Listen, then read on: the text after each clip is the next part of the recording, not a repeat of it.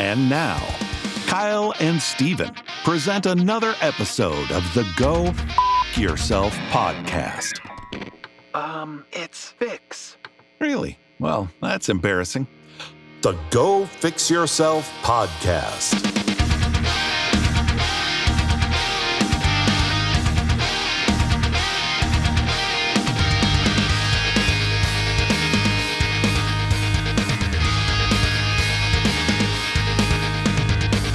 What is up, everybody? Welcome to the Go Fix Yourself podcast. Sitting with me is Stephen Cornfield. Hello. And we have a very special guest today in the form of Chris Constant. He's an Anchorage Assembly Man.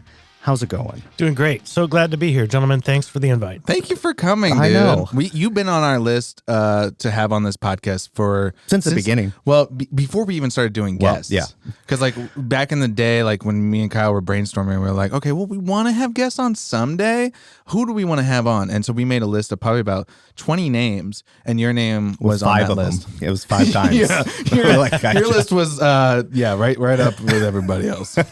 Yeah, so we typically start the podcast with Steven's mom is our most avid listener. Yeah. She's our number one fan. She has been since the beginning, and she doesn't think her son has any friends. And so we started the podcast to highlight that Steven is not a loser.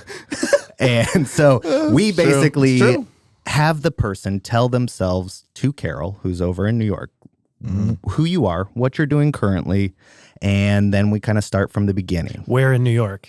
Upstate. Okay. Yeah, Rochester, Corning area, if you're familiar. No, I've been through. What? Oh, yeah. That's a kind of, I mean, it's funny because we had a buddy who like lived, 20 minutes from where I lived. And I'm like, I didn't know this. And then other people are like, oh yeah, I've been in Rochester. Or I've been in Corning. I'm like, what? Well, so I drove my sister to college when she went up to Ithaca and then headed up to Maine for the rest of the summer, stopped in New York, and also chased the Grateful Dead around a couple times and ended up in Buffalo. And so... Oh, wow. So you really do know that area, especially Ithaca. That's like... That I love Ithaca. Yeah. Cornell? Did she go to Cornell? No, she went to Ithaca College. Oh, okay. Theater major. It's pronounced Colonel. So, dude, Ithaca is such a cool little town. I love it. I ate at the Moosewood Lodge. I don't know if you know the Moosewood cookbook, but oh man.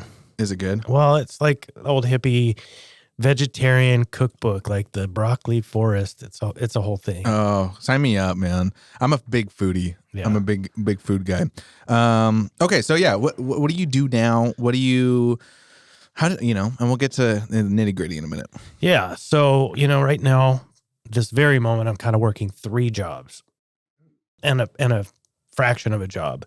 So I serve on the assembly as the vice chair. Been there now for going on 6 years this April, a month from now, and standing for reelection right now. The election is April the 4th. So on top of that job, which is attempting to govern this city, I'm also campaigning for reelection to the city, which is also a pretty full-time job. Yeah. And then for the last nearly 12 years, I've served at a nonprofit, which I help direct strategy, write grants and contracts, negotiate funding, and do things along those lines. And that's the high season for that job too. Plus, on the side, in referral, I have a real estate license that I do just a tiny bit of real estate business annually. I saw that. Slow down, dude. You're making the rest of us look bad. That was surprising. I was like, okay, I know he's very heavily in this and this. And then I was like, real estate? Yeah. Oh. Well, but mostly that's on referral. Yeah. It's like on the back burner. As soon as I got elected to the assembly, it just became too complicated to try to do that work and the policy work. For sure. And so yeah, it makes sense. Serving on the assembly, we've had Forrest on here in the past, and he kind of shed some light on that whole position. But like, how many hours a week would you say that kind of position would take? Like, is that a part-time job, full-time? Does it change? Yeah, it has a rhythm. There's a rhythm to it. And during the election season, it's high. During the budget season, it's high. Sure. During kind of the early part of the year, it's pretty high demand because you're getting the ballots questions and all the election questions ready. And but the job doesn't ever actually end. You go to the grocery store and 6 times you have to stop and have a conversation, which is a joy a lot of the time. Sometimes it's tricky. 87% of the time it's good, right? You know, yeah. The roommate calls it going to the dog park because everybody's got to stop and say hello. Oh, yeah. And so, but yeah, it ranges probably between about 30 hours to about 60 hours. Just depends on the week. Jeez. Yeah, because I think I've always just had this vision of it. It's like, oh, these guys just like show up for the meetings, maybe 2 hours a week or something like that. Just no idea how it all works. Mm-hmm. And you just think, oh, there's an assembly meeting. That's probably the only time they kind of address some Oh, things. no. And then I was like, that's a little probably short-sighted for what they actually are doing. Yeah, no, I call the meetings the show. Right. So when you get to the show, ideally, hopefully you have all the work done so that it goes smoothly and you get through the business because the business has to get done. Yeah. But then there are work sessions and committee meetings, and there are meetings with constituents and meetings with the administration and the various departments, depending on what you're working on. Then there are community council meetings, and then there are just going for a walk, and everyone wants to say hi, which again, I love it. It's a good thing.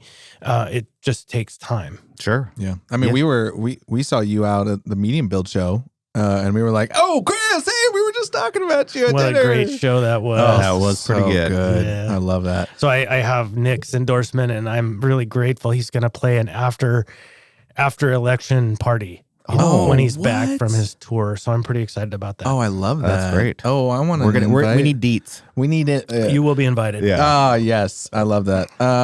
No, so we're excited to have you on just because I feel like we've been big fans of yours, watching from afar. I don't know if you know this, that your campaign was actually the first campaign I ever donated to, like literally.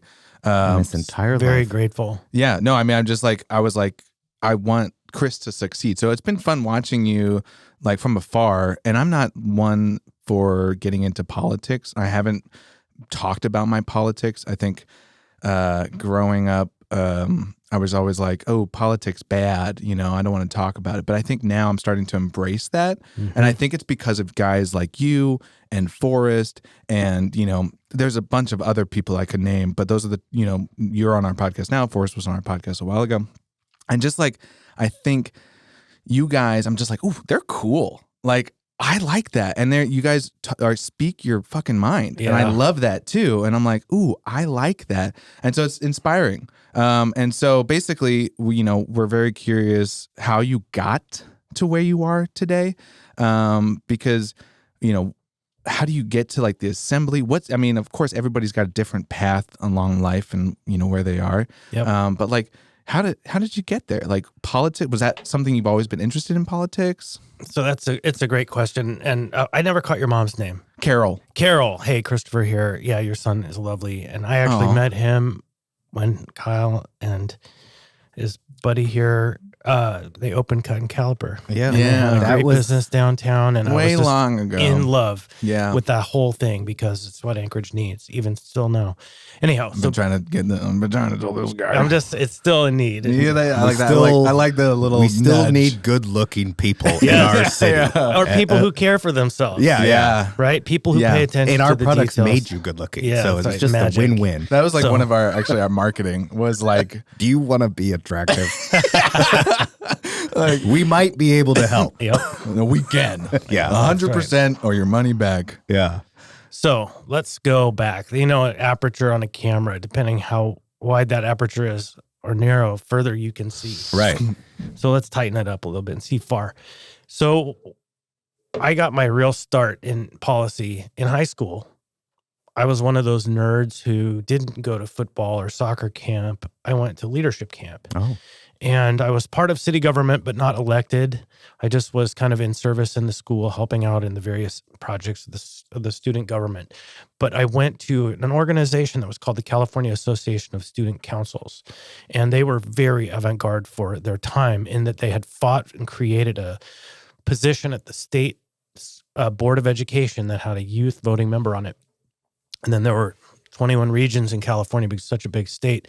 Each of the schools were members of this, and they all went to their regional meetings every year and set up policy proposals and worked collectively. And then I went from that process into learning how to facilitate those kinds of conferences and help young leaders become leaders, emerging leaders become leaders, and actually spent time in the hills above San Jose before Silicon Valley really blew up, because I'm old enough, and was in kind of those spaces where those avant-garde people were helping to create ideas for the future.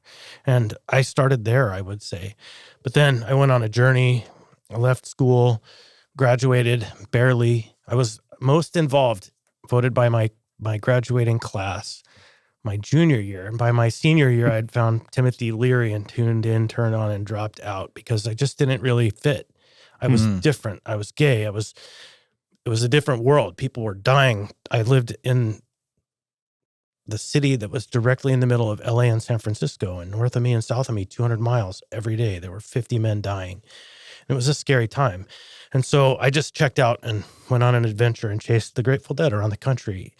I love that. Couple summers. And so I love that. This started your senior year? Pretty much. Wow. Yeah, pretty much. I could show you pictures. Yeah. And then when I came back, I entered the community college system in my kind of newly adopted hometown, 40 miles from where I was born, San Luis Obispo, Cuesta College. And I made a great group of friends. I, at the time, was a poor kid trying to make it my way. College was free, basically $60 per year or per semester for an entire semester of classes. Wow. But then by the time I graduated, it was $2,000 a semester. I was at the time when the free education went away. But I went through Cuesta, went to Cal Poly, which was a great education and quite an experience. It informs almost everything I do today, which is interesting because I got an English degree at an engineering and agricultural school. So how does that work? Well, I actually spend my days helping communicate between engineers, road people, policymakers, and I learned how to write between them and be the bridge. And so in some ways, one class, technical writing in 1995, probably set me on the path most that I'm on today, helping people understand across bridges and across boundaries. So fast forward, in 97, I moved to Alaska. I had come up in 95 fishing and had one of those classic experiences. I went out on a 36-foot boat called the Melmar out of Kenai, Ward's Cove, and spent $2,000 to get up here, and I made $1,000 in a bust year. All right. So it was very classic Alaskan story, and that was back when there were still trees on East End and Homer before the first wave of the beetle kill took them all out. Oh, wow. So I fell in love with Alaska, even though I lost my financial tail that year. And when I graduated, I just decided to go to DC actually for a job for 6 months and actually hated it. DC was not what I was made for. It really felt pretty mendacious, where everyone was always asking you, what do you do? Essentially, what can you do for me? And I came up. Kyle does that to me all the time. What can you do? What can you do for me? I have Kyle, you know, you son of a bitch. Yeah. I have some ideas. So I decided to come up for the holidays that year. It was 97, and I came up on Western Pacific Airlines. Okay. So that was what became Frontier. So flew through Denver, and as I was pulling out of the gate, I should have known something was going on. Mind you, 1997, there was a giant plane. If you Google Western Pacific Bart Simpson, you'll see this plane. They had a plane completely painted with the Simpsons. Yep. And so as we're pulling out of the tarmac, about to leave to Anchorage, there is a 15-foot tall Bart Simpson staring at me out of the plane next door. So I landed in Alaska. That's not a good omen. I don't know what is. As soon as I landed, 2 days later, they went bankrupt. There was no airline, no ticket home, back to DC. And I just looked around and decided this was it. I'm home. And that's the day I became Alaskan. It was December of 1997. Just like that? That was it. I was free. I graduated college. I didn't like where I was. I had friends and family here, small network, my sister, my niece. And so that was it. That was the day I decided to stay, and I never looked back. In fact, I knew I was home. I worked up at a program called the ARCH program, which is a residential treatment center run by the Volunteers of America. And I can remember thinking of last week in the Northern Lights, seeing the Northern Lights for the first time at 3 a.m, leaving the treatment center up on Highland Road, and the sky just, my mind exploded. Like I'd probably never leave this place. And so then I tried to make a life, worked hard in various jobs, the treatment center, a variety of work. And then I had some struggles. There were several years where my life kind of fell apart. I had worked at the Humanities Forum, which is actually in the building next door over there, and the old train depot. And there was a pretty bad situation that happened where an administrative error happened where I was supposed to have health care. And it was for Rondi week, actually. It was this week. We had just finished carving sculptures, and because I was on a snow sculpture carving team. And we came in second place. And I went up and ate at the downtown deli, Tony Knowles' old deli there, that's now Hot Quarter Grill, when it used to look like a totally different place. And I ate a bagel with some lox and onion on it. I went to bed and my appendix blew up. And it turned out that my employer didn't file the paperwork for the insurance. Are you kidding? And I was basically $65,000 in debt. And the president of the forum at the time let me go. It was an utter disaster, a dark time where I lost the job, lost the ability to get a job. And so I started doing some consulting and fundraising work, which I'd been in fundraising. And I struggled for a number of years because I was buried in debt and I had no way out and pretty depressed, gaining weight, just miserable. And it was 2008. So a couple of years later, I was actually walking in the University Lake Dog Park with my dog because I had a couple of dogs. And I kind of had an epiphany in the park, like almost like a beam of light coming down through the trees, spoke to me and said, you need to do something with your life. And almost like lightning. And I was with my dogs and I actually decided foolishly to run for office that year. And that was against Les Guerra as a Democrat. And I learned a lot of lessons in that year. But one of them was not winning a race. And so, I was still kind of depressed, still miserable, still struggling. And I had my dogs. And every day I would go to the dog park at the University Lake because they needed to be walked. And so there was a park in my neighborhood. It's called Earl and Muriel King Park. And it's a park that nobody uses. It has in the summer, you can see a well-worn path that people use it to traverse across from C Street to Cordova. But the only use at the time were people having kind of drunken parties into the night, people who were classically understood as homeless people. And so that summer, a woman named Eloise Okakok was in the park and drank herself to death. And sadly, it was the night before she was supposed to go into the treatment program that was out in East Anchorage. And it just dawned on me when I needed to do something with that park. And I decided to start a campaign to put a dog park in my neighborhood where I could walk, because I had driving across town to a park where, thousands of people a day use. It's high conflict, it's far, expensive. It's busy. And so I just wanted to create a space where I could walk my dogs and let them off the leash to play. And so I reached out to the Parks and Rec department and asked, how do I do this? And Holly Spoth-Torres, I don't know if you know Holly, but she was working there at the time. And she said, here's what you do. You need a site plan and you need to talk to your neighbors. And so I decided to start an effort to do that. And if you know the lines in our town, downtown in particular, I lived at 324 East 9th, which was 5 houses into Fairview from South Addition. And there's a historic difference between Fairview and South Addition that's historic and profound, and where it's the haves and the have-nots. Right. That dividing line goes back based in race and based in old historic real estate patterns. And so the closest park to my house was this Earl and Muriel King Park. And Fairview has like 5 parks, right? South Addition has like 50.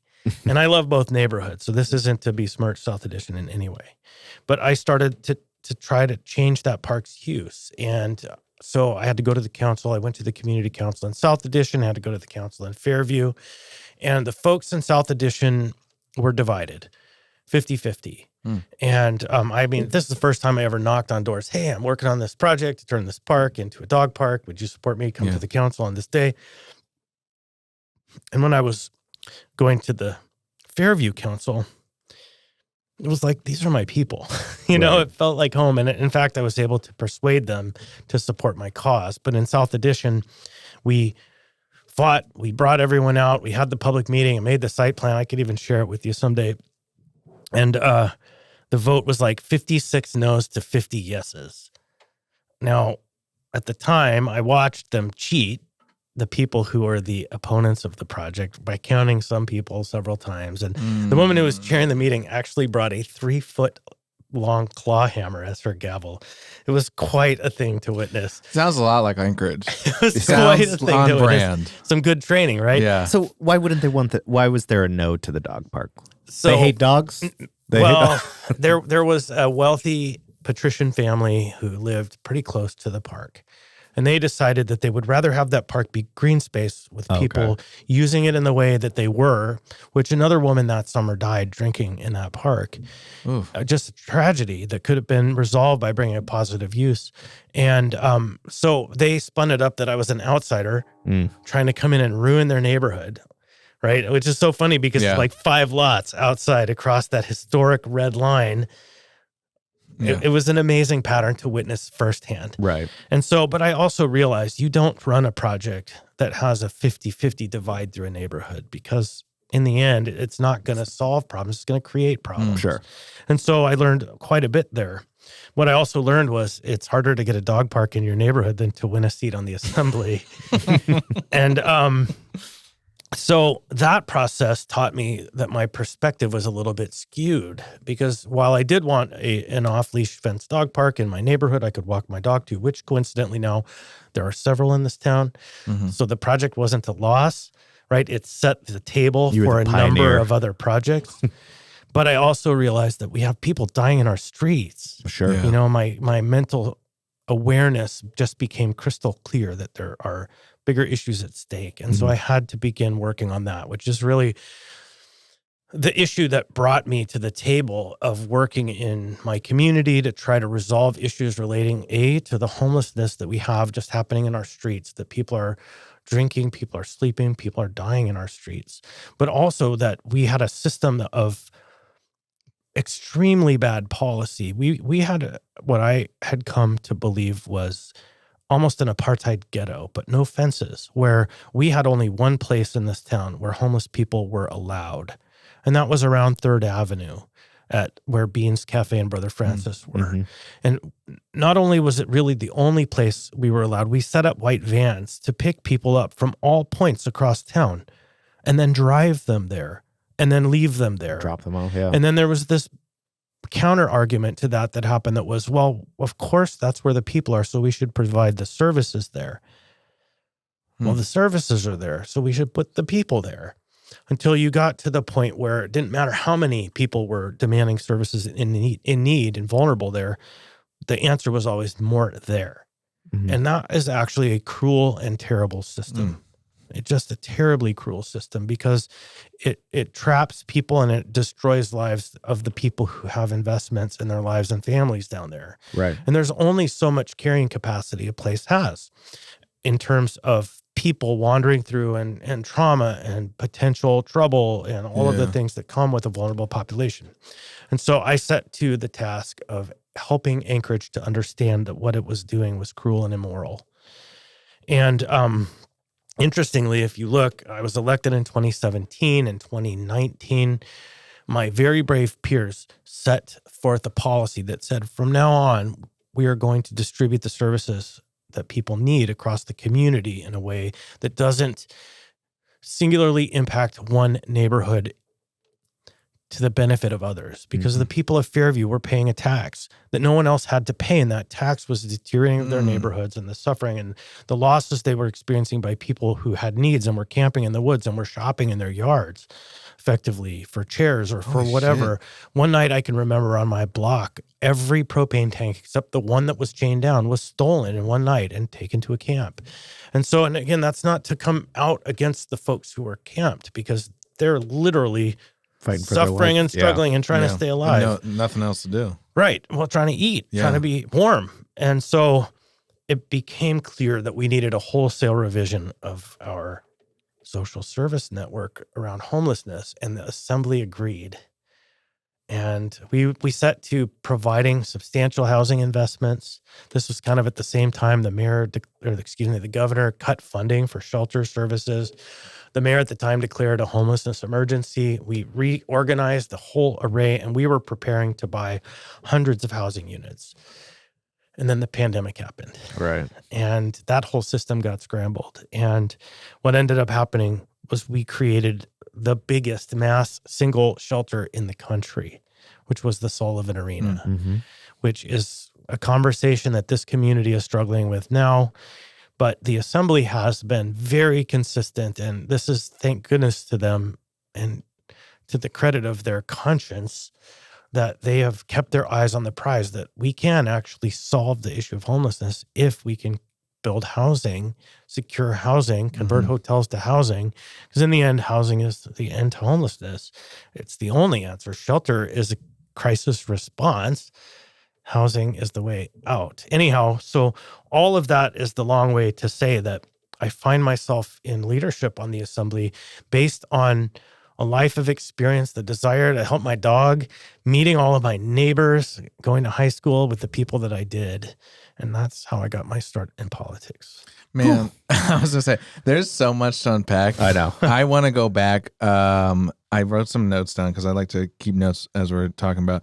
So there's a lot of things that came up for me. First off, I want to hear about Grateful Dead, dude. I mean, like, let's talk about that. And so let's touch on that. But also one of the things that we talk about a lot, because I think this is something as men, we don't talk about much, and so me and Kyle, we both kind of like try to gravitate sometimes the episode to a specific topic. And you mentioned that you were like depressed and you were stressed. And I kind of want to like speak to that moment too, where like, how did you, find yourself out of that? What brought you out of that? What did you do in the meantime to kind of keep moving forward? Because I like I said, I think mental health is something we always, we're like, no, don't need it. Yep, everything's good. Everything's great. Yeah, like whatever. I'm not depressed. I'm just like sad right now. I'm just really down. Yeah. No, I was down for years. Yeah. And my method out, or my method of coping in, I'm an artist. Most people don't know that about me. But, I did not. I specific kind of art, all medium? kinds of art. So paint, photos. Not really photographs, but paints and sculptures, and even installations in parks, and stencils and spray paint. Depends on the mood. Yeah. But, this might sound a little cliche now because it's been so many years, but at some point, my canvas became my neighborhood and my community, that I didn't have time to make this and that. But instead, I set to transforming my neighborhood into a place that was living up to its potential. And you can see a mural that I painted. It's kind of falling apart now on the backside of the Gamble cars. My friend Kenna and I painted that. It's like, 50 feet long, 10 feet tall. Wait, which cars? Gamble Street. On the backside, though, tucked into the parking lot. It's called Ghetto Cars by a lot of people. I call it the People's Cars. Yeah. And I love that. I know what you're talking about. Yep. And so, I made art and tried to connect through that, and then did things like just connected with my neighbors in the community. And that was truly the way that I found out of the disconnection, because for me, I think that depression mostly came from disconnection, being dislocated from my work, being, sick, being physically sick, being unable to make a living, living in poverty. All of those things compound and make one feel pretty dark. And so I found my resolution through art. And I can share with you some little images of that. If I'd you love look, that. Yeah. Constant Art, it's one of my Facebook pages. There's a hint of it there. You have a Facebook page? Yeah, it's hard to find, but it's out there. Oh, well, we're going to have to link. We're going to have to link to that when we promote this. So, and one thing I always think about, like when people are going through like dark times, like you just described, you kind of like it was not even the curse of 3. That was like 5 things that just kind of like went down. Like what did you feel like was the first step that you could actually take to it maybe improving it? Because I think in that moment, a lot of people are just like, everything's gone wrong. Right. And I don't feel like doing anything at this moment. You just kind of easy to focus on the negative. Well, sure. And there was kind of an epiphany I described in the park, and I really mean it. It was like a moment of clarity, which if you listen to the people who talk about the moment they move towards sobriety or the moment that change happened, there's a moment of clarity. Like for a minute, air is clear, my lungs are clear, and I can see bright and fresh and clear. And then it goes away. Right. Yeah. But I have hope. And I realized that there was that clarity waiting for me. And so the secret for me, of course, and a lot of people, when you realize you're in a hole, is to stop digging. And so I started to figure out what was causing me to disconnect and isolate and be feeling away from connection. And then I started working really hard towards making art and making community and trying to be part of something bigger than me. And it was in that process of trying to connect, which literally led me to knocking on my neighbors' doors to try to find a place where I could take my dogs to walk. Yeah. Instead of having someone dying in the park closest to my house, it was that work that lifted me up. I love that. Because I feel like, I mean, you could have easily, I mean, you know, stayed inside, not done anything, focus on yourself, but you were like, no, I'm going to focus on what's around me, who's around me, my community, my dogs. Yeah. But I mean, I think that's kind of a cool thing. Like you, like, you know, motivated yourself to get out, knock on doors, and that can be one of the hardest things. I mean, hell, dude, ever since the pandemic, man, my introvertedness has like overtaken my extrovertedness. And so I used to be like, get filled up by like going out on the town, having a few beers, checking what it's out, you know, what's up. And now I'm like, I don't want to even leave my house. Same. And so like knocking on, I don't even know my neighbors that well. You know what I mean? And so knocking on my neighbors' doors and being like, hey, let's have a conversation real quick is like scary as fuck to me, you know, right now. And so I think that's a really cool thing that you were like, all right, fuck it. Let's do this. Like, I'm going to do this. I'm going to change things. Well, and I tell you, it introduced me to so many of the profoundly interesting people in my neighborhood, the historic people, and the close neighbors were my friends already, but it, you know, spanned 25 and 30 blocks where I have pins in the map. These are my people. I would say, and as like a politician, I would imagine that helped kind of like, you know, you were, because door knocking is a huge thing that you guys do. We talked to Forrest and like, basically I made a little video for him as he was door knocking. Right. And so it's like a big thing. And so I would imagine that like kind of taught you to, you know, how to approach the door, or how to approach the conversation when you're approach strangers. You approach strangers, but then also like you're meeting people that are potential voters. You're meeting, you know, people who could potentially do the same thing you're doing, and so it's motivating other people to potentially do that same thing. Well, and that's an interesting thing to put a pin in, like the future, not my future, but the future of the honored seat that I have the opportunity to sit in. Like, who's next? How do we grow the future? And Kyle's next. A good leader is always starting with, how do I build my replacement? Who's coming behind me? How do I plow the field so that the people who pick up the plow when I'm done have something to work with, because it was plowed when I got here. Yeah. You know, that's like the heart of the work. Right. Yeah. That's something that I mean, I think is, it's got, like, as a dad, you think about that too, is like replacing, your kids are going to replace you. And so you're trying to leave somewhat of like a, not legacy, but like you're trying to train them up to be a better version of you, and in hopes that they transfer that to their kids, etc. And so I've never even thought about that from a leader standpoint, but it makes a lot of sense, because you have to train the next one of whatever position that's going to be.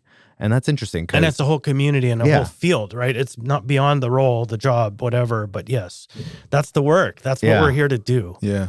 Yeah, because I mean, your time is finite. And so it's like you gotta, if you see beyond yourself, then you have to look down the road so many years that are going to be beyond your timeline. Yep. And in fact, in this job, I have come to understand the best things that I'm working on, I will never see come to fruition. Right. Ooh. You know, like the last year, 2 years ago now almost, we passed a recognition of all Alaska Native tribes in our Anchorage Municipal Code.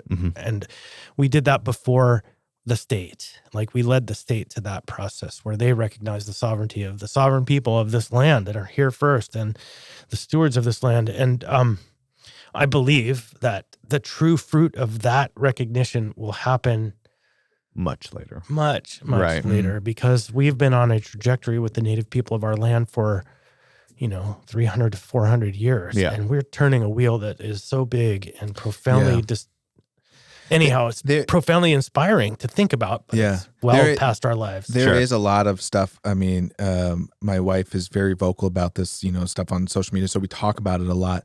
And like, there is like, it's tough because sometimes you can see like things moving and you're like, oh, that's like, it's tough or whatever. It's change. And sometimes change can be the scariest.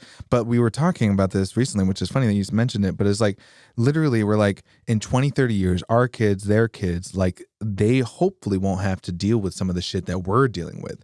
And like, I was like, damn, I want to be there now, So it's like, I want to skip to the end. Yeah. But you're right. It's like, hopefully we see a lot of change come to our city, our state, our nation, our world, but that we won't even see. And I think that's kind of cool. But you guys are like, you're starting that, that wheel. Mm-hmm. I like that.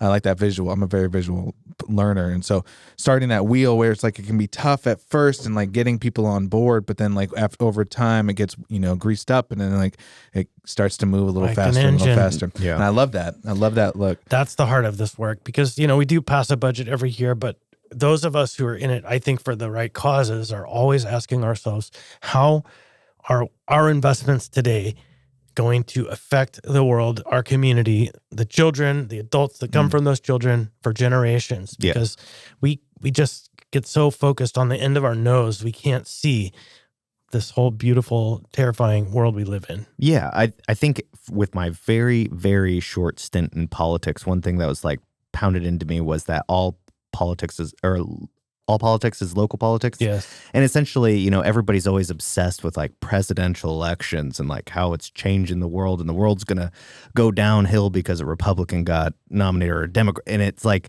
well, you got to kind of zoom back out into your own area and what you can affect with school boards and assembly and all these things that are local that affect the big picture. And I feel like that's something that so many people get just obsessed with is who's president. Right. And it's like, just that this doesn't, week, I had that conversation with somebody who is a new dad. Mm-hmm. And he said, I've never followed politics in my life. Right. But suddenly I'm becoming aware of it because it's happening all around me. Right. I'm like, you know what? That's the school. That's your kid. It's like, how do we fund your school? How does your kid get educated? Yeah. How does your neighborhood, all of those kids?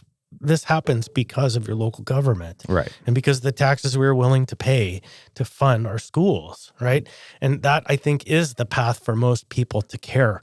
Is like, damn, my kids, if I don't do something bad's going to happen, and I'm not going to let that happen to my kids, so I'm getting activated. Yeah. I love that. Yeah, that's something that I've come to realize the last few years because I was one of those people that was just like, all I care about is election night for the presidential election every 4 years, and we'll judge our anger on who's elected. And then I was like, oh, there's so many things that I should care about more locally. And it was eye-opening, I would say, in my mid-20s because it took me that long to even figure out half the things in politics. I'd say that's early. Maybe, yeah. I guess. That's early. You're doing good. Yeah. Well, there's one thing I think we need to touch on the Grateful Dead aspect because we need to go back to that because there's not a lot of people in high school. Everybody listening was like, wait, you just skipped over tracking them. Yeah. You went on what? You were groupie? Roadie? No, Deadhead is what they call it. Deadhead. Yes. Duh, Stephen. Yeah. But, damn it, Stephen. So, God damn it, Stephen. Edit it out. Edit it out right now. So I had a lady friend. Her name was Elizabeth, we called her. She was a bit older. She was from Vermont, and she gave me a record. And I put that record on, and I put the headphones on, and I heard a sound that was like the sound of my soul. And it connected so deeply, like I had no idea, but I had to find this thing. And I had to see it and understand it. And it's funny, I took my roommate to see one of the final acts of the Grateful Dead. And my sister is another one who, some people, it's like nails on a chalkboard. Sure. And like truly, like they just, it's almost horrifying to them. Did you like it? Sorry, talking to the roommate. He's in the room, FYI people. Did you like it? No. It's an acquired taste It for is. some. Yeah, Yeah, Yeah. no, it I truly get is. it. I get it. But if you hear it, like it grabs you in a way that there's nothing else like it. And so I was 16 at the time, and me and about 6 friends decided we were going to hitchhike 240 miles or 220 miles from Santa Maria, California to Mountain View, California, where Shoreline Amphitheater is, to see the Grateful Dead. And I got like 40 miles from home, and all my friends chickened out. Oh. And we had hitchhiked that far already. They're like, we're going home. And I'm like, I can't. I have Are to you go. kidding me? Yeah. You got that far? And so then I just stood there on the side of the road with my thumb out, and damn, if a car, a little Toyota Celica with 4 people in it pulls up. And a Celica is a small car, especially in the 90s. And they're like, hop in, we're going, and we have a ticket for you. And so we're like driving up the highway 200 miles to Dude, get to it the was show. And the magic started that night, and I never looked back. And that summer, no, I guess it was the next summer, I graduated high school. And I had some friends, and we bought a van together, and we just decided we were going to drive around the country and see concerts and be hippies, and we did. Awesome. It sounds like And the beginning of a horror movie. then- Like Or it just sound- is the beginning of or- Texas Chainsaw Or it Massacre. sounds No. like the beginning of like a beautiful friendship movie. It Oh, yeah. started at Neil Young's house. Okay. Really? Yeah, it started at Neil Young's house in the Bay Area, in like I love Los how you Gatos. just dropped that name. Yeah. Yeah, no, Let like me for pick real. that name up really quick Yeah, for you. yeah. So my best friend at the time, his sister was the nanny for Neil Young's kids, and so we spent the night, 2 nights actually, at his little compound. Wow. Was he there? Yeah, oh yeah. He wasn't happy we were there, but he was there. He was driving around in a convertible car on his country roads on his estate with his hair blowing back. It's quite a scene. Hell Hey, yeah. But from there, we drove all the way up to Oregon and then across the country to Minnesota. And then lots of details in this story that were not fit for television. But I ended up meeting some guys and went with them to Maine and spent the summer in Maine. And then, made my way home and then decided the next summer I had to do it again.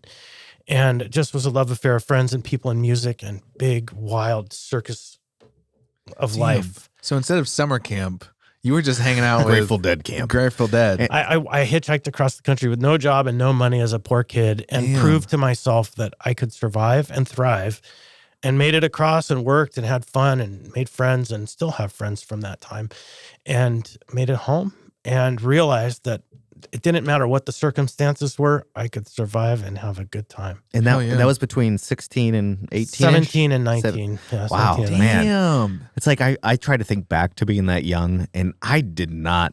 I couldn't. No, there's no I didn't way have I a would lot figured out. survive. Yeah. I can remember walking almost barefoot in Chicago. Like, good Lord, that is a big city. Oh yeah. Wondering how the hell am I going to make it, but I always made it. Yeah. There's no way I feel like young He's dead. 17 He's dead instantly. I would have yeah. No cell phones. Oh my god. No Google Maps. You were just on your way. You're just like, Jeez. yeah, take me north, or basically, wow, man. See, that takes guts. I don't think I had when I was a kid. I was a vagabond. I was free. Yeah. Oh, I love that though, because I like watched movies. I was like, that's cool. I could do it. Freaking Yeah. train hoppers, stuff like that. I did that a couple times. Oh, what? Yeah, I did that a couple times. I fantasized that like that life, right? Like I wanted that, but I never. I mean, I was a young Christian boy, right. and so I was like, "There's no way, I could leave and do that." So I fantasized and wanted it and had it, and then realized That's cool. it wasn't what I wanted. Isn't. But see, there's a little. least you knew. There's a little like It was a Kerouacian consistency. moment. You were like, oh, first off, that's a great book. But there's a consistency. You did it, and then you're like, this isn't for me forever. But you tried it. Mhm. Same with Washington, D.C. You said you did the same. You're like, I tried it. I checked it out. It just wasn't for me. And then I got here, and I knew I was home. Yeah, exactly. And I think that's like, we've had some stories of similar of like people like trying different things. Like, oh yeah, I tried this, I tried that, I tried this. And it's just like nothing made me feel the way that the thing I'm doing now is, you know what I mean? Yeah. Or where I am, where I'm located. And I think that's kind of cool when you find that thing. Well, I think we relate to that because that's what Steve and I are doing. Right. Essentially, we're trying to. We've tried Yeah. several Yeah. things over the past decade, 10 years. 10 yeah. years. Yeah. and nothing felt like home runs per se. Like there's been little glimpses of like, this seems right. And then this got 100 views or whatever. Yeah. We did it. And so like, I feel like we love hearing stories about people that do that because it's like, okay, we're on the right path. We're just still got to keep grinding and trying different things. That's right. Well, it's like I mean, to piggyback off what you're saying, it's we're in this together. There's like we're all fucking trying to figure this shit out. It's like not even like one person has it all figured out. No. Right? I mean, None of us. like I can look at, someone in, as a filmmaker, I can look at Steven Spielberg and be like, he knows exactly how he, what he's doing. No, he didn't know. He's got a rough idea. And then you watch like the Jaws. Well, now he does, but like Jaws documentary, he's like, I'm gonna quit. Like he was like literally there, but he kept pushing forward because he loved it so much, and now it just kind of helped him through his life.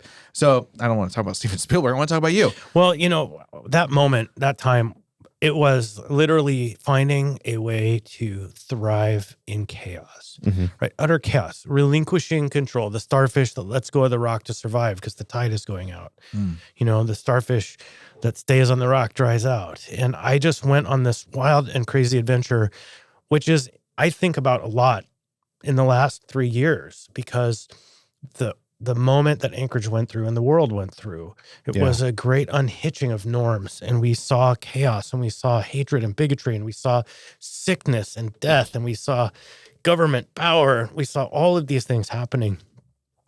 And people ask me, how are you able to do this? And why are you sticking around this time?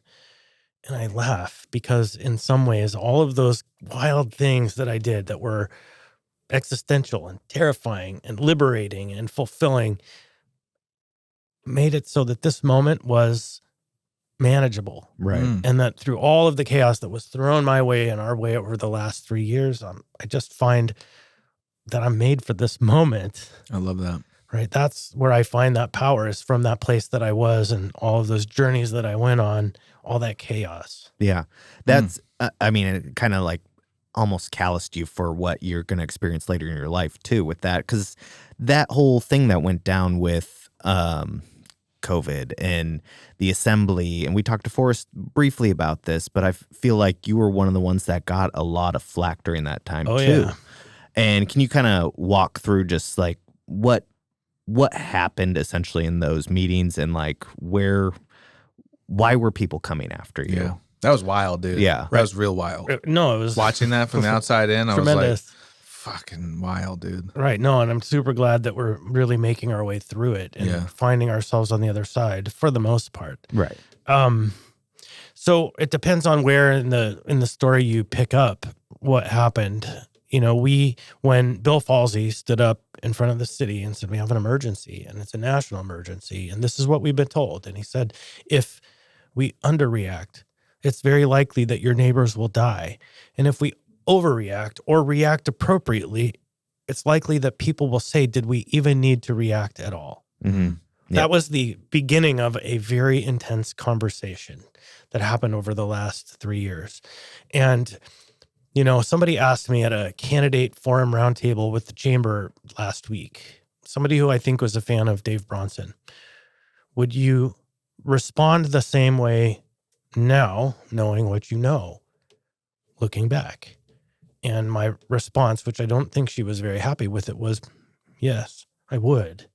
Because based on the information that I had at the time, right, and looking back now, it was the right decision. And how can you answer that question with any sort of, I don't know. It's like you're asking me if I know what I know now, would I respond differently? And it's, I don't know. I know. Because it's, you if do, I but were if people ask those questions. with the potential for a wave of death, right, I would react in a way that protected life. Sure. That is baseline for me. And I know that now even more than I did before. Yeah.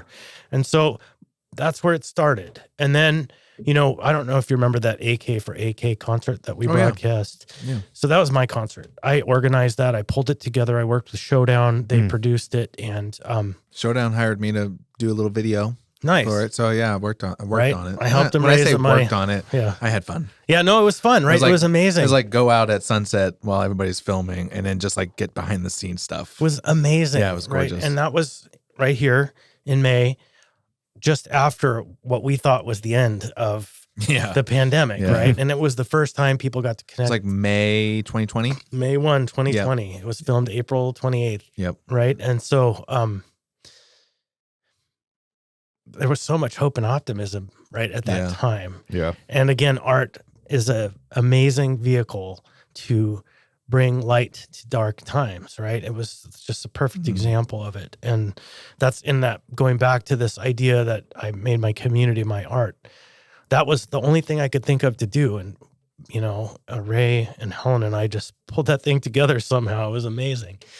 But then the darkness turned into what I would call political cynicism, where some people realized that they could make a power move for themselves if they leaned into this anti-vaccine and anti-government moment that started the career of the person who's temporarily in the mayor's office. And so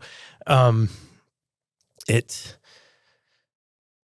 was amazing to see where we proceeded. You know, Austin, Quinn Davidson, when she served as acting mayor, did an epic good job. She was so great at being a steady hand in a time when the world was convoluting and twisting and turning, and there was no good direction. We had Trump in office and nobody knew which way was up. But in Anchorage, even though things had fallen apart, things were actually going pretty good. But with the end of the previous mayor, with the rise of the current mayor that we have now, there was a cynical group that decided they were going to use that angry faction for power, and they did. And they did by a very slim majority, took over a profoundly powerful office, which is the mayor's office, and then set to breaking down every norm and every system that we have. And, you know, the lowest of the low for me was when we are having a debate on whether the community should be required to wear masks. We have a very high rate of death happening in this town. And the excess death rates in the valley, the data has proven were much higher than Anchorage. Those masks worked. It just doesn't matter what the deniers have to say. The data is there. So this mayor here's an example. Just as these debates were rolling on, he left 2 binders on the table after a meeting, which is a public meeting. I went up. Trapper keeper. One was like a trapper keeper. Like Velcro. 25 pages of our bond rating. Like, it was the first time our bonds had been devalued in a long time. And so we had 25 pages. Then he had a binder, a folder that had like 300-400 pages. And it was all on strategies to get people not to get vaccines, how to prove that masks don't work. That was where he was spending his time. And then when the debates were happening, this was September, October 2021, he ordered the video feed to be shut off. He ordered security to leave. He told the police not to respond if violence occurred in the chamber. And then his staff were rallying the angry people in the room. Think about that. That's no fabrication or exaggeration. That's what happened. And we stood against that. Yeah. It seems like a cocktail for chaos doing that. I mean, no security, no... Seems like an insurrection. Right. Yeah. He wasn't getting his way with policy. He wasn't getting his way following the rules. So he was going to smash his way through. We weren't going to have it. And, you know, this assembly in a dozen ways since that time has stood and held the line against that kind of belief in the power that they have, which isn't the power that they have. In the end, the people of Anchorage have stood with us as a body and kept with us. And we'll see what happens next month. Hopefully they continue to keep with us in proving that we don't stand for lawlessness, but instead we stand as a community together. Yeah, that's kind of a heavy like topic as far as like you guys were, you know, part of the assembly and you're basically going toe to toe with, you know, one of the, you know, the mayor, you know, and his, I wouldn't say like followers, but basically his... That's a fair description. Yeah, his angry mob, I would call it. You don't have to call it that. I will. How was it like in the room because, me and Kyle weren't there, and I feel like a lot of people watching probably weren't there. And so like, what was it actually, I don't know, that you were like, holy shit, this is like not good, or like this is turning. It wasn't good. Yeah. I mean, so like, what was like the moment? Do you have like a moment where you were just like, oh, fuck? So I hesitate to even mention this, but just today somebody asked me, hey, who's this guy? And put a name out there. And I'm like, I don't remember. And Kyle Redding. Oh, I was gonna never say. heard of him. No, what they said was he was just at this public meeting and said you had him arrested at an assembly meeting, and you were the reason he went to jail. And I'm like, oh, I know who that is. That's the guy who had the gun on his hip, who refused to declare it to the police when they asked him to leave the room because he had been disrupting the meeting. Mm-hmm. And so in his mind, he was arrested because of me. Oh, right. But no, yeah, he was arrested because he refused to tell the cops he had a gun. He had a gun on him? Oh, yeah. Oh, dude. Oh, yeah. He had a gun on Okay. him. I got scared, and this happened in the past. In the room. Yeah. But he's still talking about it today. And so, that's the practical reality of this. Or it was the December 2020 when they circled my home, blaring their horns, screaming constant, you can't hide from us. We're coming from you. We have all that on film. Oh, wow. Or it was, and this is like the saddest and most awful moment for me personally, when we were having those mass debates, and some people I know think good riddance, and I don't. I'm sad by this, but we had a meeting. It was the same mass debates. It was the first day of the mass debates. The room has as many people as we would legally allow to be in there, packed. Most of them are Bronsonites, no masks. And we knew at the start of that meeting that people who were in that room were going to die. Okay. We knew they were going to die because we were in the middle of a global pandemic that was making people sick. And it wasn't just abstract, it was real. And so this guy, this old curmudgeon named Paul D. Kendall, stands up, and you can see video of this. He says, Constant, I always knew you were a cocksucker, but now I know you're a coward. And he turns around and plays to the room, cheers and screams and hand waving. And 12 days later, that man died from the COVID he got in that room. Oh. Right? Yes. You Google my name and the word cocksucker, and that story comes up. Yeah, that's Around the world. Sydney Herald, New York Times, Times of Israel, like around the world. New York Times picked that up? Oh, yes. Oh, my God.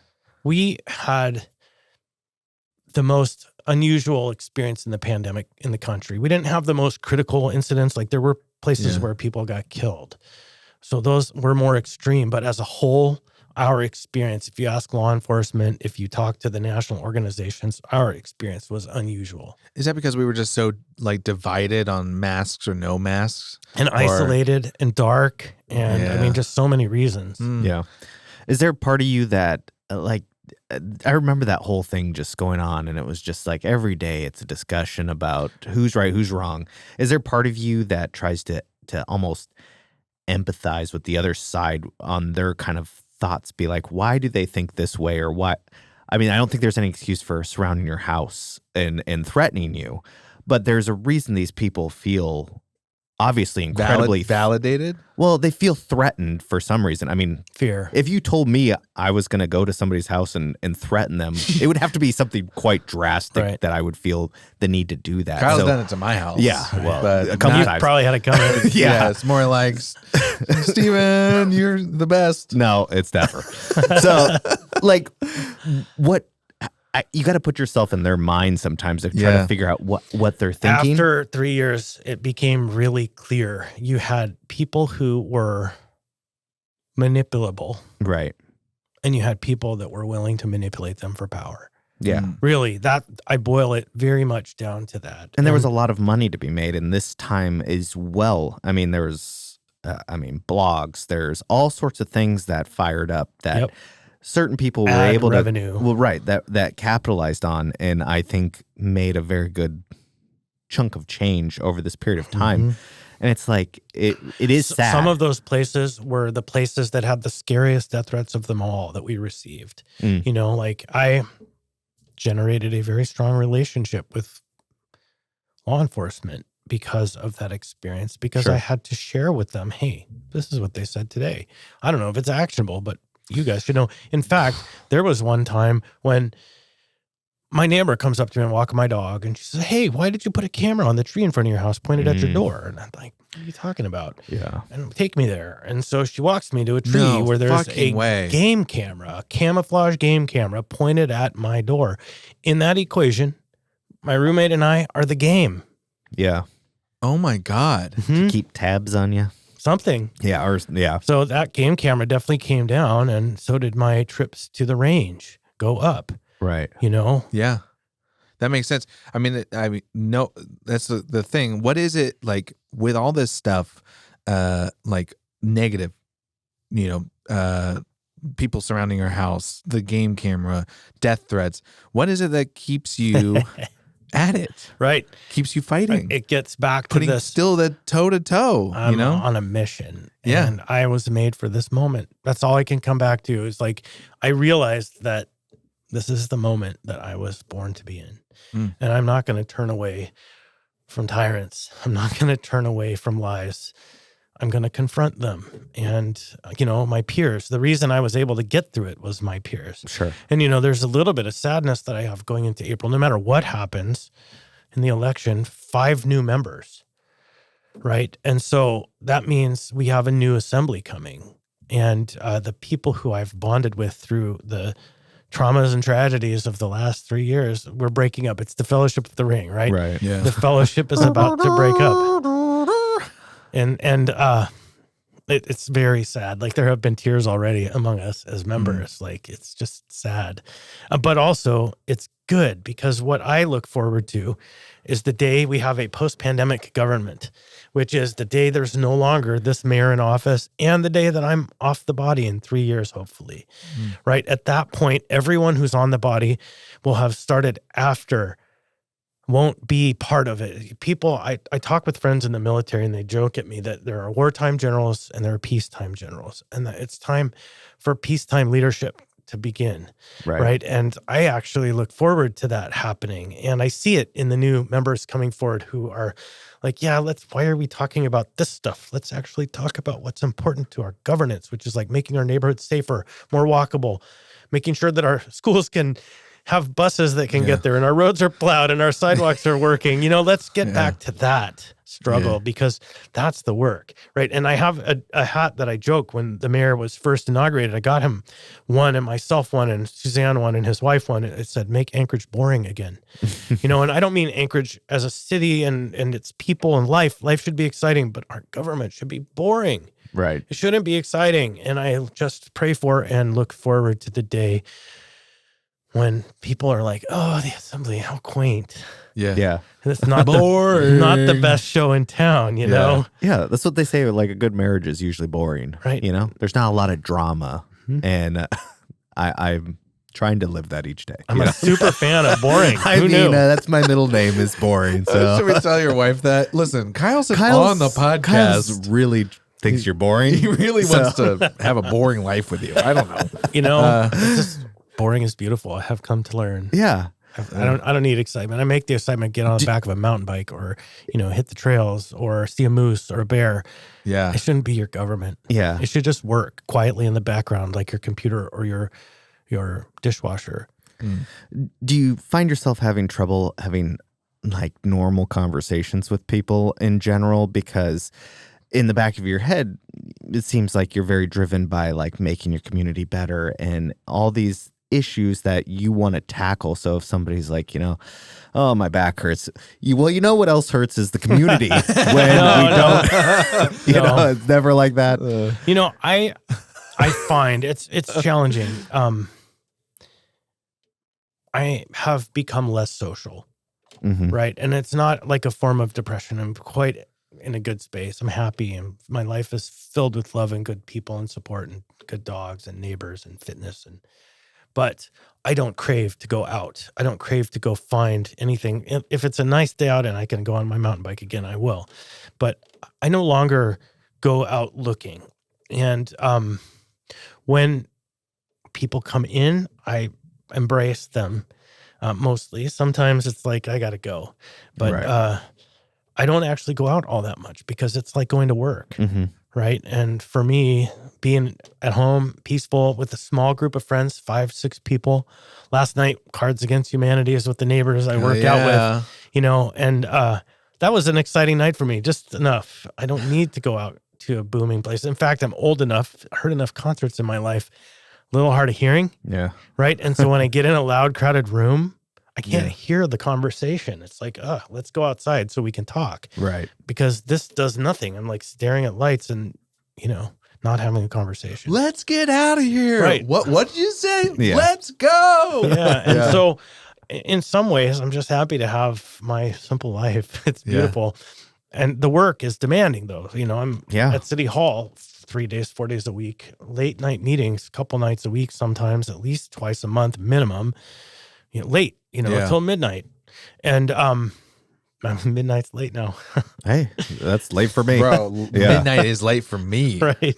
That's the best part of our charter in the municipality. It states that the people are immune from the actions of the assembly after midnight. Oh. Which means nothing we can do Changes. to go home. Yeah. That's exactly what because they used to meet until 5 a.m. Yeah. Like, oh my God. Terrible Sober, idea. right? Bad government happens at 3 a.m. I'm sure. Bad government kind of happens at midnight. You're tired. You can't really keep track You're not of it thinking all. straight. I feel like at midnight I'd be like, all right, let's bust the whiskey out. Let's go. Let's just go. Yeah. Let's make some laws.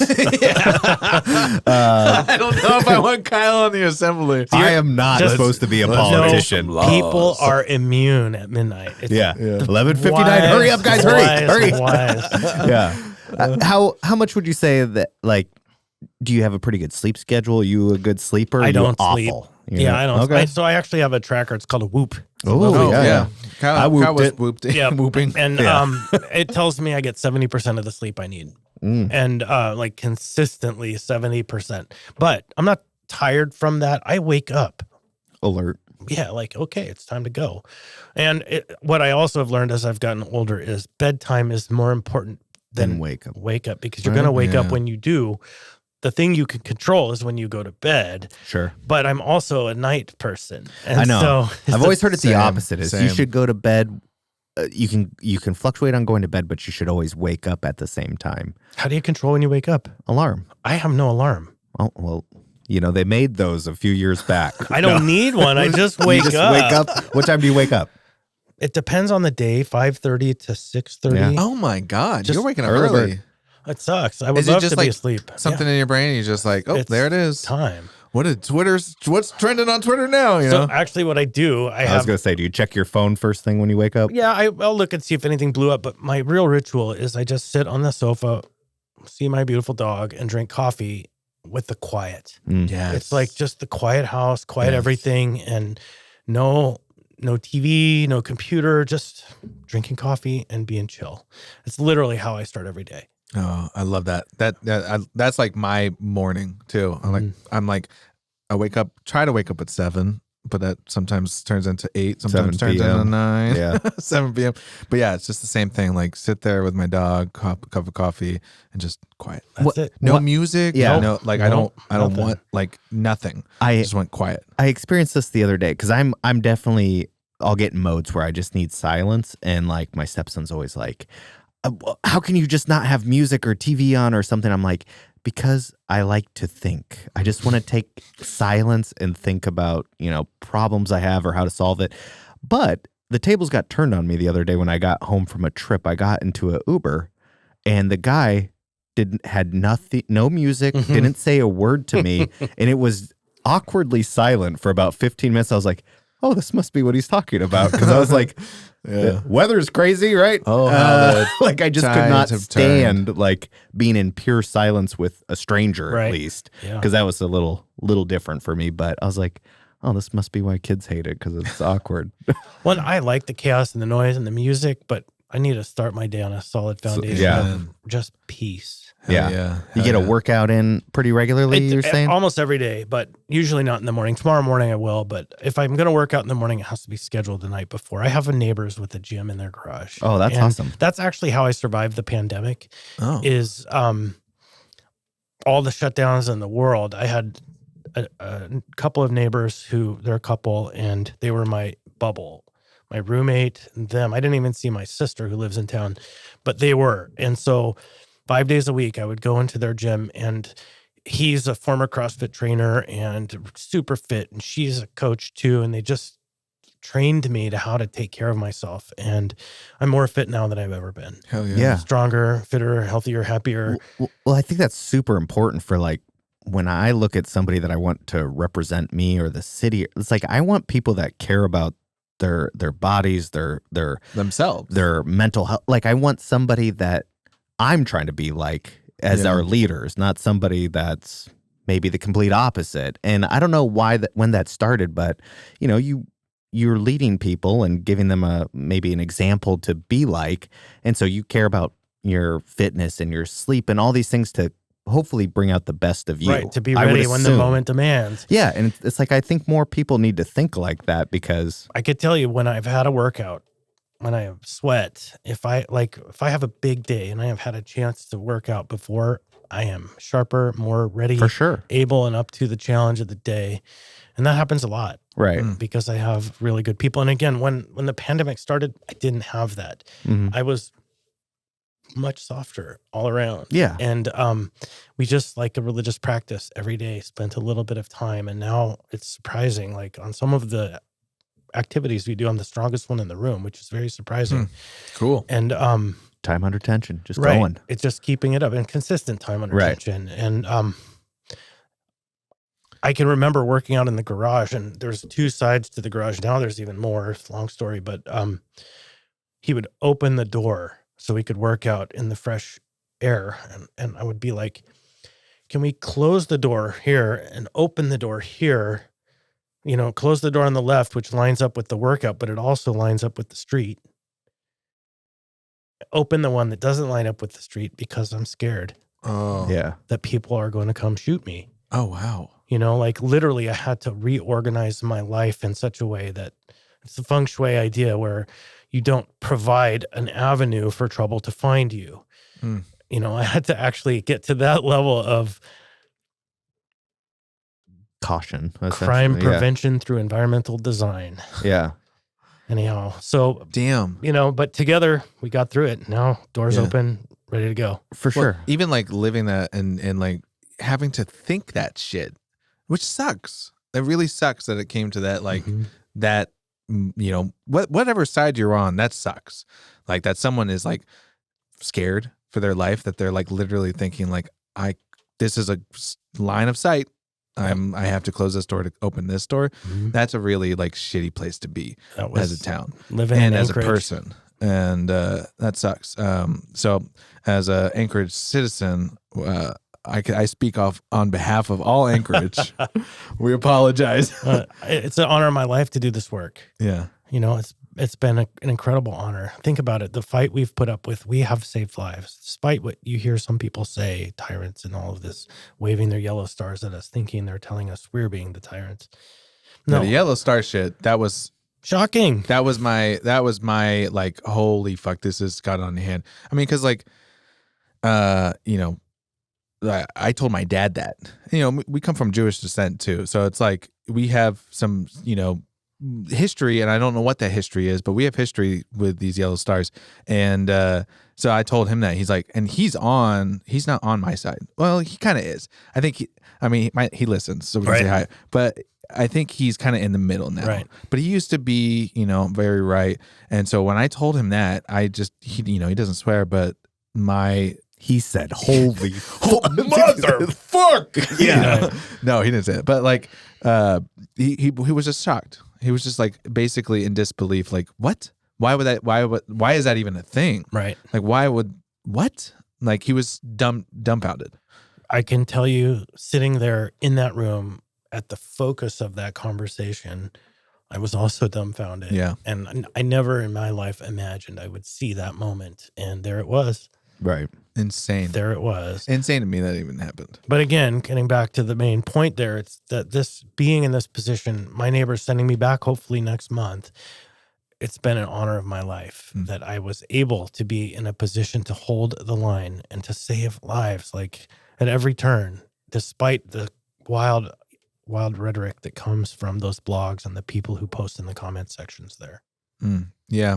Because they're wild. Yeah. Do you read wild. a lot of? Oh no. I was gonna say I kind of understand that like once a level of I'll say fame, but popularity or something comes that you should stop reading about yourself. It's not healthy. Right. And I have a system in place where people like to report to me what they see. And when it was in the peak of the pandemic, I had to ask people to stop because there's so much. Was so overwhelming. But I always said, if you think in your reading that there's an actual threat there, then let me share it with me. But anything beyond or below that, if it doesn't feel like an actual threat, then it's not going to help. Right. Damn. And here, Kyle and I, like, we're not getting threats. Period. We don't have to. You might. Yeah, now. my Google alerts have been pretty bare minimum lately for my name. Yeah. So it's like to even think about the level of like getting to the point of like, oh, these threats don't matter, but then there's a line. Right. Like we've never had to live. Most people in life have never had to live that. Right. And so it's just wild to me. It's crazy that you're like, oh, I'm navigating this and the pandemic at the same time. I had screening systems, and I still have people in all of those places that keep very close eyes for me, and I'm grateful to those people. You're like Littlefinger, you got little birds, and they have learned what's important and what's keep to themselves. And I always tell folks, if you feel like you see something that needs to be shared, always get the link. Don't just take the screen cap, because the link is the tool that your friends in law enforcement will follow to find IP the addresses, facts. all that. Yeah. Right. And so that's what's important if you're going to do that, is not just the screen cap, because once you have a disembodied screen cap, it can be edited, anything like that. Yeah. Get the source. And so that's my pro tip to those who want to help provide. And if you're a bad guy, ignore that tip. No, there's nothing you can do to hide it if you're out there doing it. So just keep the receipts. And there are many good people out there who are good at that, and they love that job. Yeah. Don't mess with cats. Did you watch that one? Oh my God. Was that? Yeah. No, it wasn't mess. Yeah. Don't fuck with cats. Yeah. Kyle doesn't swear. He doesn't really swear that much. I don't. But that was a great one in terms of people like digging into people posting videos online and then the power of the internet. I know. Oh, look at that, outlet. That looks like a European outlet. And then or the where's this? I know. It's like insane what online sleuths can find out for you these days. No, absolutely true. That's a good segue, Kyle. And I don't know if you meant to do that, but like when you do unwind, what is that thing? Do you watch TV now? I didn't mean to compare you to Littlefinger. That's okay. Just FYI, Yeah, for people listening. Wait, we could talk about George Martin. Well, that's the thing. I was like, because we talked about that before we started recording, and then that's where my brain was. And so my thing was to say, like, you have little birds. People talk. People talk to you. People talk to you, and I'm grateful for them. Yeah. So what do you do to unwind after all this fucking shit? So I go to the gym. Like regularly. Yeah. And I do watch some shows on various streaming What are you channels. watching right now? What am I watching right now? The Mandalorian just started. I'm very excited about it. I watched the episode and the Bad yesterday. Batch, just finishing up that series. The which one? The Bad Batch. I haven't watched that yet. Oh yeah, they're all part of this. The Clone story. Wars. Yeah. Yep. And trying to think just of nerded. I know. We just out nerded. You just lost me. No, Kyle's like Clone Wars. Yeah, I'm about to start Your Honor season 2. Yeah, I don't know Bryan that one. Cranston, where he's the judge. Nice. Really good. I've never heard of that. I'm not surprised.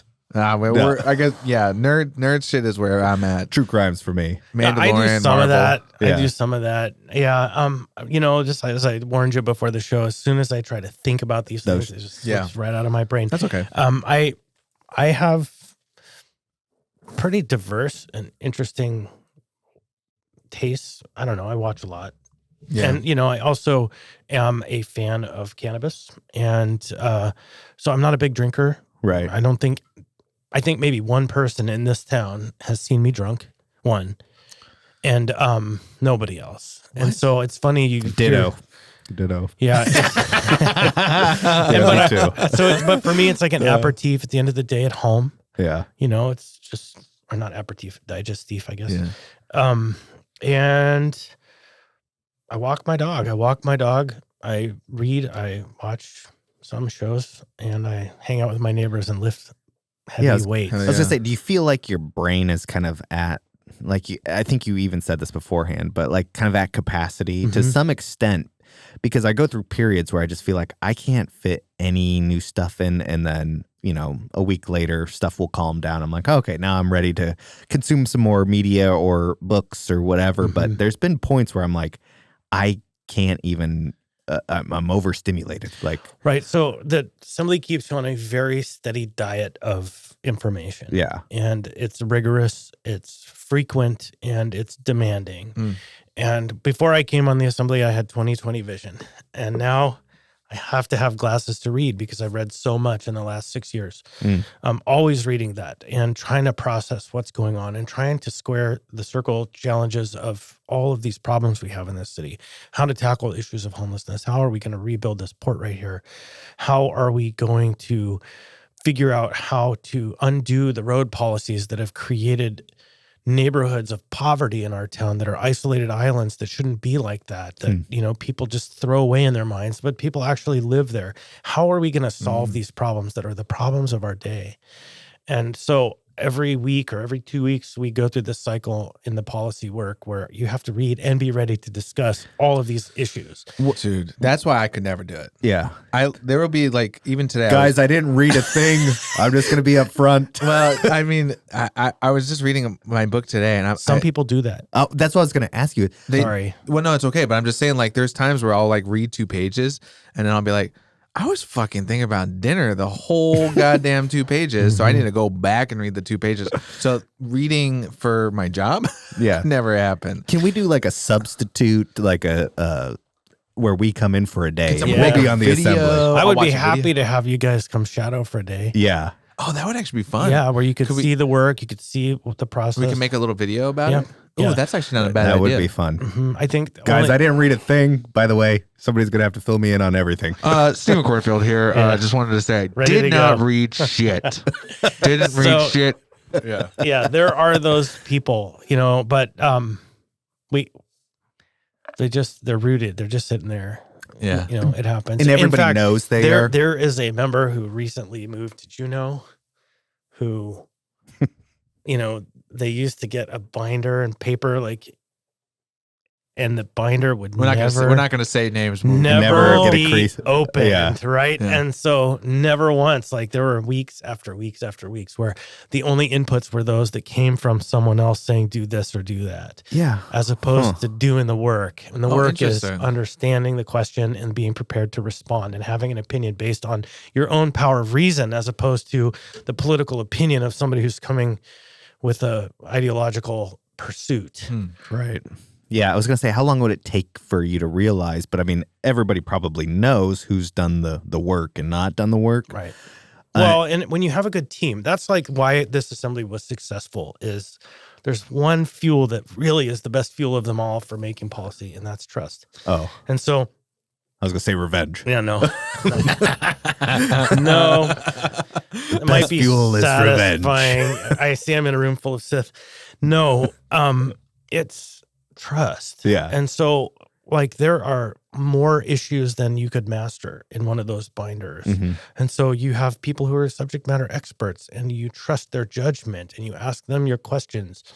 And if they answer your questions in a way that you can understand, then you can make a decision in a much easier way. Right. And so, and that's why it's beauty that it's a 12-person team, because the body of work is vast, and it takes all 12 functioning as a team as much as possible. Some people use the word team and don't understand what it actually means, but most of us do. And so, you know, I say this quite a bit. This has been one of my stumps out there for this go round, that it doesn't matter what the issue is, that as long as you agree on how you make a decision, you can always get to the other side of the decision. Sure. Right? That good faith in the process, the how, is how you get to the what in a way that at the end of the day, you could still go drink a kombucha with your peers, even if you disagree with them. Right. And so I'm very proud to say that we have new conservative members who I can actually have a conversation with, and we could get things done, and I will help them because they're good people. We may disagree on fundamental issues, but the world is not so divided in most places that you can't work together. See, and that's something I love that even you're saying, because even with this podcast, because like there's been some people that were like, on different sides than us, and we'd be like, well, yeah, we'd have them on the podcast. Like, I think that is pretty awesome to like say like, hey, we're gonna have a discussion. Like, we disagree. Clearly, we're on different, like North Pole, South Pole. But like, if we can come and have a discussion and like show that like this can actually happen, and like this can actually like, be beneficial for people. Like, if we can, clearly, if we can, so can you, instead of like always just approaching it from a divisive team, your team kind of thing. Yeah. And with no basis. And that was our experience for the last 3 years with one of the members. There's just no basis to the opposition. It was just opposition based on ideology. Right. But then again, someone new follows her in, and they have proven time and time again that they're willing to look at the issues. And I tell you what happens when you use this brain you were given and the power of reason, the decisions get a lot easier, because it isn't the star-bellied sneeches and the no star-bellied sneeches. It's what's the issue and how are we going to tackle it? Right. That's a much better paradigm to live in. See, I love that. You're coming together as a team instead of coming together and fighting to the zero sum. Wasting everybody's time. We should try that more, Stephen. We should try to come I together as a don't think team. so. I don't think so. That'll never happen. Never happen. I'm here for that. Yeah.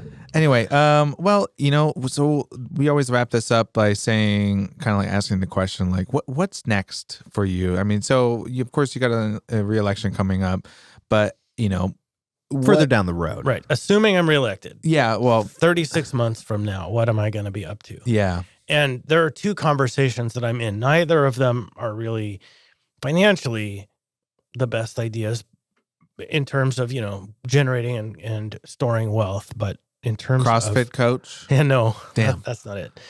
No. CrossFit. I love the workouts with my friends there, former CrossFit trainers, but it's like a religion, and I'm not a very religious person. Yeah. But I do like the camaraderie and the bonding and the activities and the supportiveness and all of that. But still. Which is funny, because this shirt, ladies and gentlemen, it says "Love is my religion." Absolutely. Amen. And so two things, one more practical than the other. So the first thing I'm exploring right now, business planning, the idea of starting a small camper van rental business that would be maybe 5 or 6 vehicles that could help people get out in Alaska. And that's not a new business, but we have some ideas on how to make it kind of a new model. Like a refurbished inside, modernized, kind of like. Well, like not refurbished, like new, like beautiful, like gotcha. Sprinter van that you could live in. Yes. And go okay. and Yeah. Where it's like a kitchen. Yeah. Everything. Okay. Yeah. Okay. Yeah. But just not refurbished, like new. Yeah. And I apparently don't know what refurbished means. Yeah, no, that's good. Refurb to me is like 100,000, 200,000 miles and you start over. But no, like nice setup. That's a business I'm looking into, because cool. That's dope. It just, maybe it would be better for a while to be in the game of joy and, instead of always in the fight. Yeah. So, and the other thing, and this is a conversation I'm having with my friend Grant. He's a dear friend and ally, and in some ways a mentor and brother. And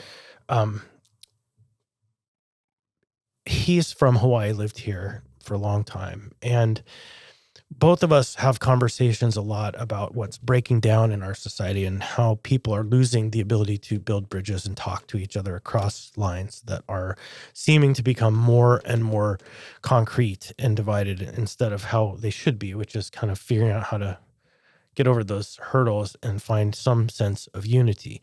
And so what comes to mind is the relationship between Ted Stevens and Daniel Inouye. I don't know if you know kind of those stories. So Ted Stevens, senator for Alaska for a long time, Republican, well-known conservative. Daniel Inouye was the senator for Hawaii. And both Ted and Daniel served in World War II, and they were brothers. One was a Democrat and one was a Republican. And partisan, yes. Belief in their party's values, yes. But at the end of the day, they were brothers and they had each other's back.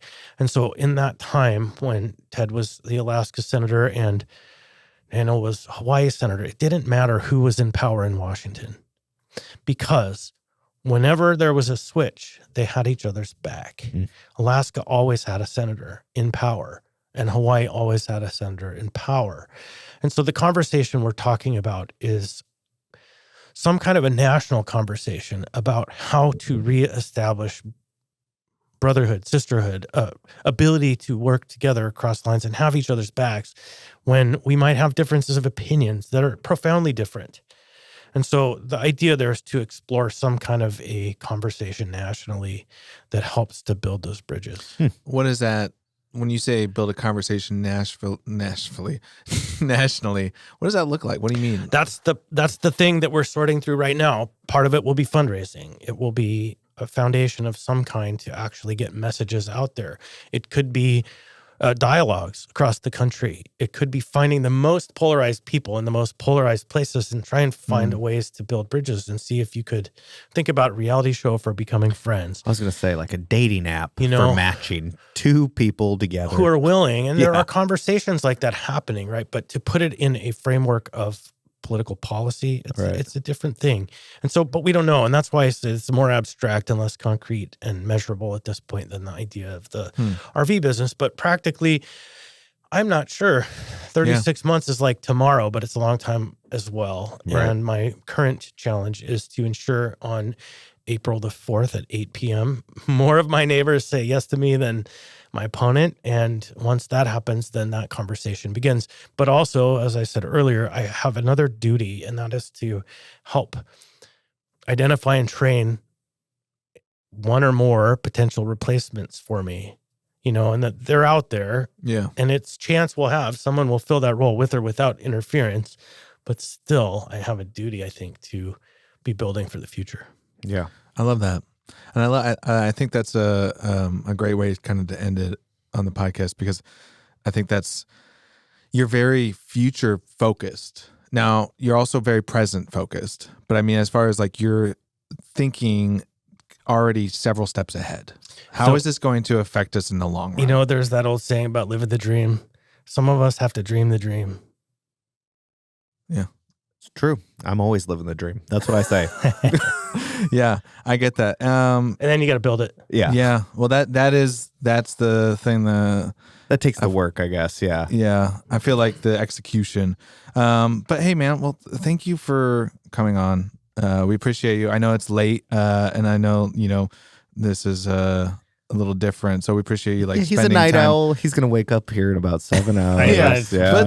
But spending time that is the ugly truth right there. out of your very, very busy schedule and carving some time out to talk to us and kind of inform us on what you're going through and what you're doing and what you're working on. We're very excited. We're cheering you on. We're staying on the sidelines and looking from the outside in, and we're excited what we're watching.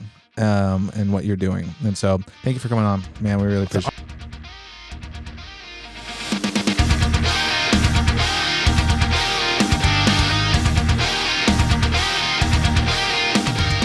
Thanks for tuning in. Kyle and Steven will be back with a new episode next week. In the meantime, check out GoFixYourselfPodcast.com. And remember to always go fix yourself.